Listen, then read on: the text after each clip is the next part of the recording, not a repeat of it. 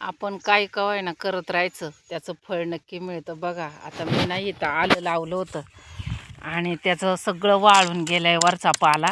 आणि आता हे बघा हळदी बरोबरच लावलेलं आहे आणि असं कसं मस्त आलंय. करत राहायचं. आणि आज ह्याचा वास तर बघा कसला छान सुटलाय. अद्रकचा वास तर माहिती आहे ना तुम्हाला कसा येतो. गावलं मग पेरू. दात आहे का तुम्हाला खायला? दात नाही काय फिरवून घेतलाय. अहो हे बघा आलं लावलं होतं मी आणि ते काढे ते आता कुदळ नाहीये. हा आणि कुदळ नाही वेळ्याने काढते. बघा ना केवढं झालंय मस्त. ते काढ त्याच्यात वाढ आलं मला नाही आवडतंय. आता एकच बँड होतं हो का धरा थोडाच तुम्हाला. मग मी आता चांगला चहा करेन, मला आवडतो. बर मस्त चहा करून प्या अद्रकचा.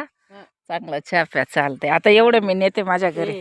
आता तू तर बघा आपल्याला एवढं आलं सापडलंय एका ठोंबाला. आणि हे बघा इकडं पण आहे, पण मी त्यांना सांगितलं नाही, नंतर काढून नेईन. हे इथं बघा वाळून गेलंय, तिथं पण आहे. आता ते नंतर नेईन. तर चला पावशर आत पाव तर असन का नाही. हां चला पुढल्या वर्षी ना जास्ती लावणार मी. हळदी बरोबरच लावणार, पण जास्ती लावणार. तर कसं निघलंय कमेंटमध्ये सांगा बरं का. आलं नक्की सांगा कमेंटमध्ये.